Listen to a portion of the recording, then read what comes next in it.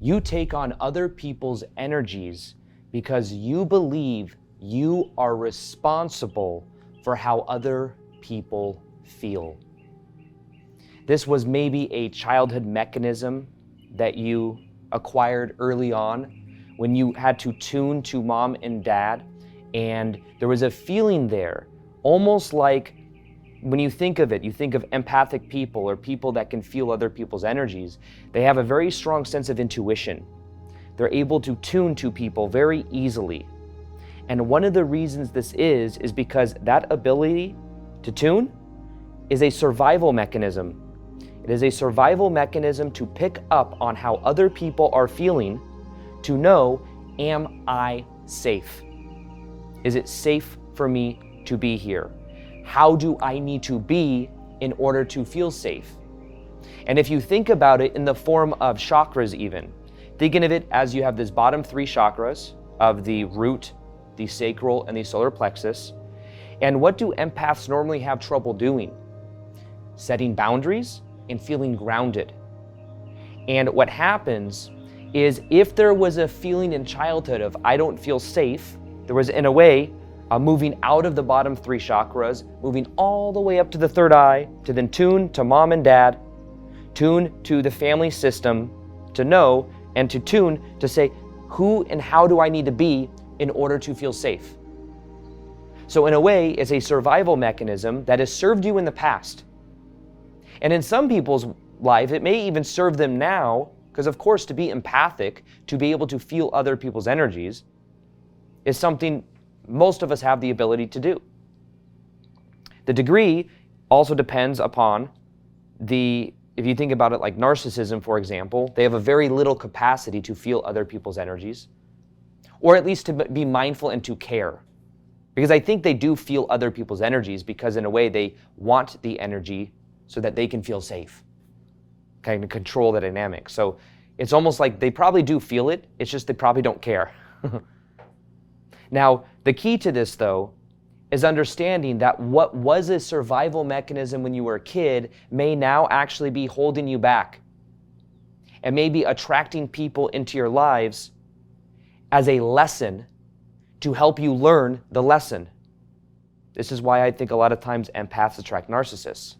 It's because there's actually a lesson to be learned.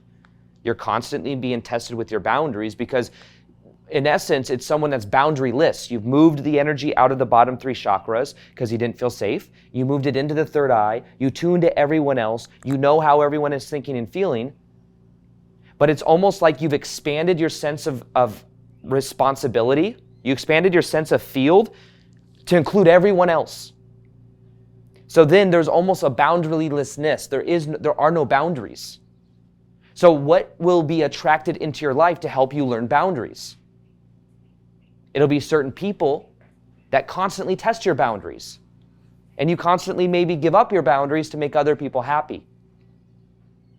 Now for me, on my journey of this transformation, one of the things that I really had to learn to do is I had to learn to accept that other people's stuff is their stuff to deal with.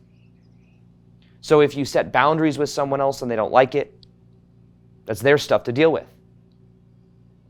And guilt is the thing many times, is the thing other people will use to try to control you because they're used to you being a certain way. They're used to you being the giver. They're used to you trying to ease their tension. So when you stop easing their tension, they might use guilt as a tactic to get you to come back. You've always done this for me. What are you talking about? What do you mean? But I'm your family, I'm your this, I'm your that, I'm your friend, I've known you this long. People always, when you start setting boundaries and you start being in your own frame of reality and finding safety inside of yourself, there will be people that don't like it. The key and the lesson is to not surrender your frame in the sense that you try to take on their responsibility again. There will be tests. I've experienced this in my life with even like friends I'm watching go through this right now. Where I'm watching friends go through the process of living together for so long, and one person is in a way guilting the other person into continuing to live with them, to be roommates, when it's a really toxic environment. And it's almost like the other person that's kind of taking the brunt of it doesn't even realize it's an option to move away.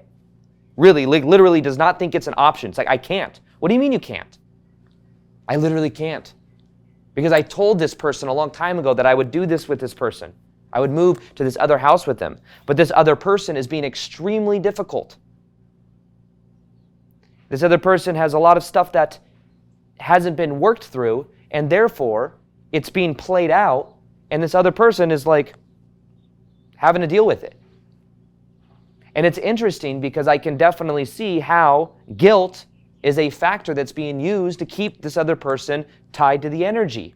And I can tell that it's this other person's lesson to stand in their own frame and to not choose it anymore, to choose their own peace, to choose their own power. And when she says, I can't, what I realize she's saying is, I am responsible. I am responsible for his emotions. I am responsible for this. I am responsible for that. So this has been an interesting thing for me to witness and also to see within myself. There's certain dynamics in my life where there's certain things happening, and there's a social obligation as like someone in a family. I'm the most successful one in my family, and I have certain family members going through certain things. And what I realize, the pattern that I've had to break out of is believing that I must fix and be responsible for other people. And the guilt is a way of rationalizing certain things. There's certain people in my family that didn't have, growing up, they had it very toxic growing up. And they may have not had a certain family figure in their life. So it's like, in a way, I take on that family figure as the successful one in the family and then pay for certain things. And what I realized at a certain point, this pain for certain things is actually hurting them. It is actually holding them back from growing up. That's something I'm dealing with, and I've had to really establish my frame because the guilt comes in. It's like, you are wealthy. You should do this. We are related. And it's this entitlement. And you want to know what's funny? Is I'm watching other people in my family deal with it in their own ways, and it's like the same energy. It's definitely like a family pattern that's being shed. And I think sometimes we attract certain people in our family, like maybe at a higher level, we incarnate with certain people to help us learn boundaries, to help us learn lessons. But the key is to not surrender into the guilt. Say, okay, I'm going to do whatever everyone else wants me to do. But to understand that when sometimes the best thing you can do to really love someone else is to give them what they need, but not what they want. And giving them what they need may need you pull back the energy you've been giving. And there's certain things in my family, in my life, where I've thought I was maybe doing the right thing by helping or financially taking care of things.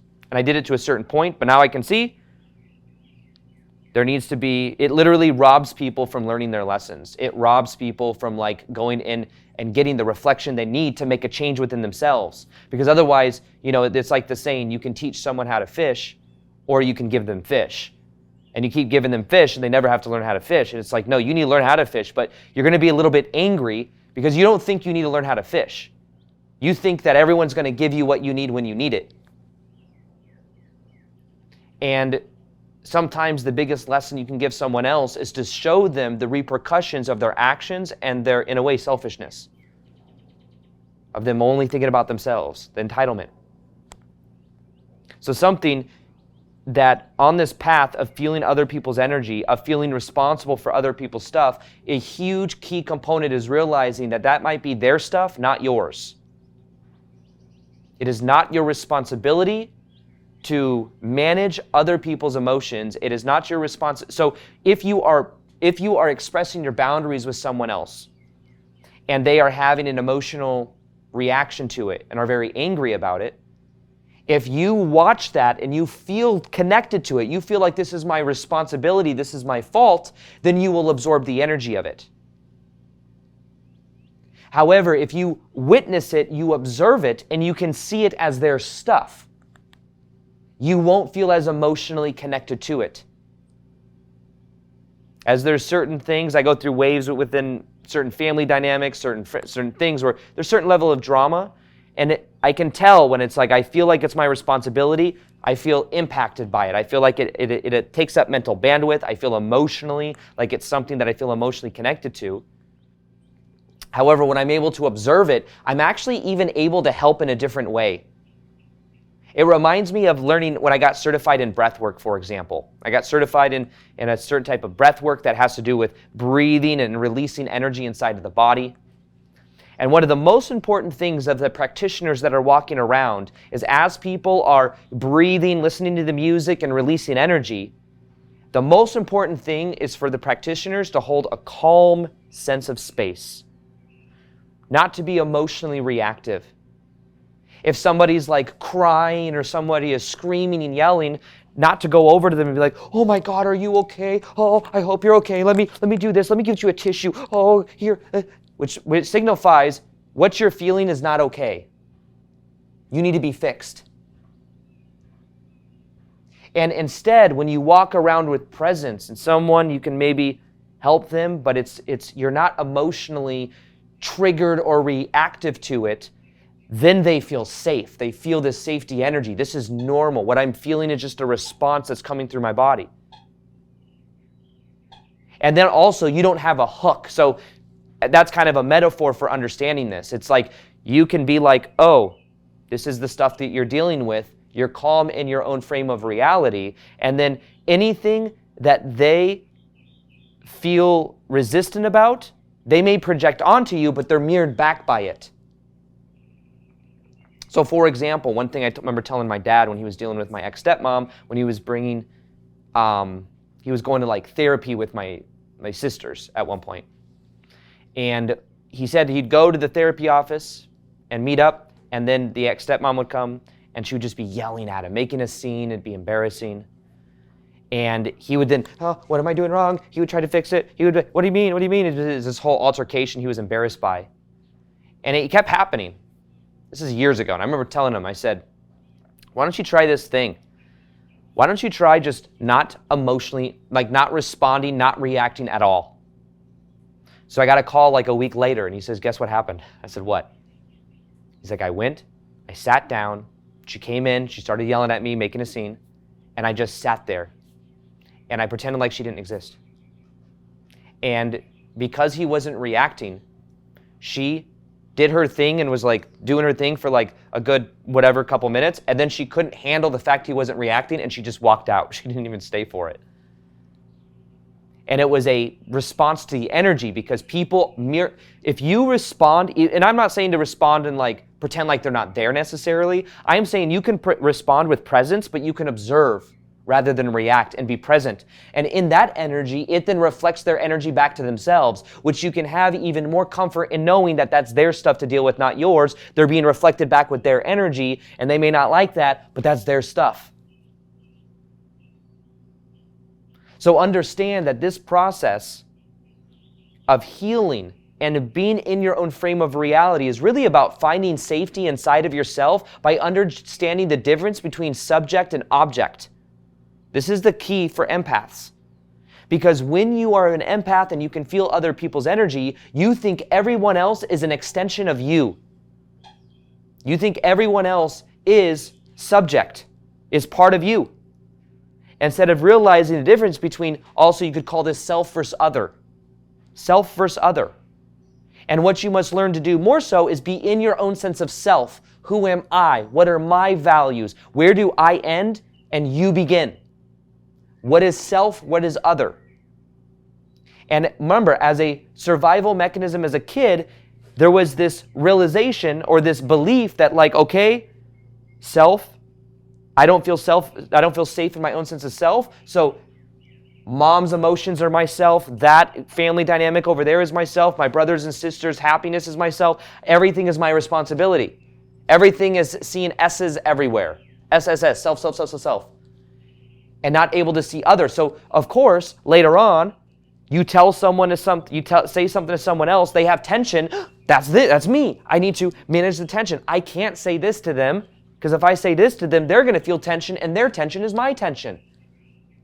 But one of the the gifts of this process is feeling the separation between you and other. That's their stuff, not yours. That's the motto to remember. That's their stuff, not mine. And as you sit in that energy and you can feel the difference between the self and the other, you are then more in your own power. Now, funny enough, you are more magnetic the more you are in your own energy. The more you are in your own body, the more present you are, the more magnetic you are. The more you dissipate your energy and try to control other people and try to fix other people, the more scattered your energy is, the less potent it is inside of your body. The more energy in your body, the more magnetic you are. But remember, as a survival mechanism, you may have moved out of the bottom 3 chakras into the third eye, and you can now tune to everybody else, so your energy is being projected, your energy is being projected, your energy is being projected, scattering your energy field. You want to bring it back. You want to feel safe within your own sense of reality by understanding and feeling into the difference between self versus other. And until you learn this, you will continue to abandon yourself for other people, which is really the key to this whole entire thing, is to stop abandoning yourself. But I can't tell you to stop abandoning yourself if you believe that everyone else is yourself. Does that make sense? Like, myself, that person is me, so I can't abandon them. But the key is you've already abandoned yourself to make everybody else happy because you take on everyone else's responsibility. So the key to this whole entire process is bringing the energy back inside of yourself and feeling safe within your own frame of reality. Now, one of the most powerful meditations I've ever done was a live meditation where we connected to this energy called the frame technique. But then also we healed the energy. A lot of times the receiving of the love of the mother when we were a baby, if we didn't actually receive that, we will feel like shame. I'm broken. There's something wrong with me. I must abandon myself for other people. So something I do have that can't be on YouTube because of the music in it is in my free community called High Vibe Tribe, along with a $1,000 course for free called High Vibe 101. You can download that or link that below, and it's in transformational workshops. Or no, it's in a guided meditation section if you want to listen to that mother-child meditation. But understand that healing the energy between us and our mom and feeling and being able to receive that love is really the key to opening up and to not feeling like we must abandon ourselves to make everybody else happy. And the more you do this, the more that you focus on the energy of also your inner child. Imagine an inner child part of you that feels responsible for everyone else. And imagine that inner child feels not seen, not soothed, not heard, and not nurtured, and therefore is abandoning themselves to make everyone else happy to mitigate the tension in the household. So guess what? That version of you feels shame, feels broken, feels like there's something wrong with me. So what you end up doing is abandoning yourself for everybody else, and because you're trying to avoid the shame. It's almost like I believe I must abandon myself in order to not feel shame, so other people don't realize that I'm broken and there's something wrong with me. When in fact, if you embrace the shame, that will dissipate the energy, and then you realize you can be you. You can feel safe in your own frame of reality, self versus other. But a huge part of this process is understanding what is your responsibility, what is other people's responsibility, but it has to do with the shame of believing there's something wrong with me. I'm broken. I'll abandon myself for everybody else. But you don't have to abandon other people and have the responsibility of making other people happy and easing the tension. Their tension is not your tension. As adults, we know this. We look and can see that as a kid, if mom or dad wasn't physically or emotionally available, they were stressed out about business stuff, they didn't have a good relationship or something. We can see it's not necessarily us, but as kids, we internalize everything. Mom and dad's tension growing up is our tension. We think it's because of me. We blame ourselves. So one of the key components of this whole entire healing process is to stop internalizing everything else and to allow ourselves to have the vulnerability to release the shame. And by the releasing shame, it is vulnerability. It is sharing how you really feel, sharing how you really think. And if people don't like it, that's their stuff to deal with. But that frees up the energy. Vulnerability is the key, and it takes courage to have vulnerability. But the more vulnerable you are, the more expressive you are, the more you're not trying to hide different aspects of yourself as well. And so it allows the energy to flow through. In the book, The Untethered Soul, it talks about these things called samskaras. Samskaras. These things in our heart of where we didn't process emotion from the past, and it stays there as like a little block until we feel it. And it's almost like this abandonment, this energy came in, the tension came into our body, and instead of just feeling it and allowing it to flow through, we felt it and then kept it there. And then held it everywhere we go, trying to mitigate the tension. But the tension is also a projection that we're projecting out and seeing and almost projecting onto people. And we're in a way enabling other people to create more problems because sometimes we want to fix them. And people that are empaths that can feel other people's energies, a lot of times they get value from being the good child, the fixer. They get payoff from it. Perceived value. And they're very afraid to lean into being not the bad guy, but the shadowy side that maybe has some repressed anger. But the funny thing is, when you step into that version of you, like I could tell that I had to learn how to step into this because I had the stepmom growing up that was controlling and manipulative and very like dark energy. And I had to kind of walk on eggshells around her just to survive. There was a part of me that associated anything that made people feel tension as bad because the ex-stepmom like found joy almost in causing people tension. She got power from it. But then there was a repression of the side of me that was actually in my own power. The side of me that would actually sometimes cause tension.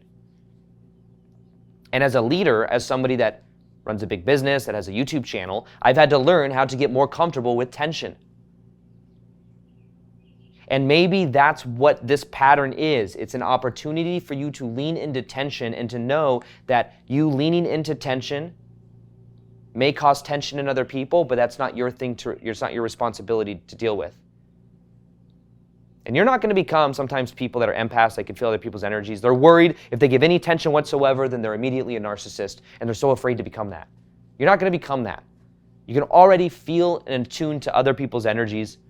You're not going to become some self-absorbed egomaniac that's like controlling people, all because someone else feels tension when you set boundaries about not going out or about what you're willing or not willing to do.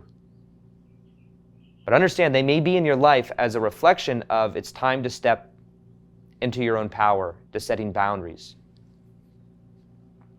So if you want to learn more about this, I have a YouTube video that I did. It's live. It was a live YouTube video. It was a live video in the LA Shift Experience event that I did. It's one of my most popular videos nowadays on the frame technique, feeling safe in your own frame, empath-narcissist connection, how to feel safe in your own body.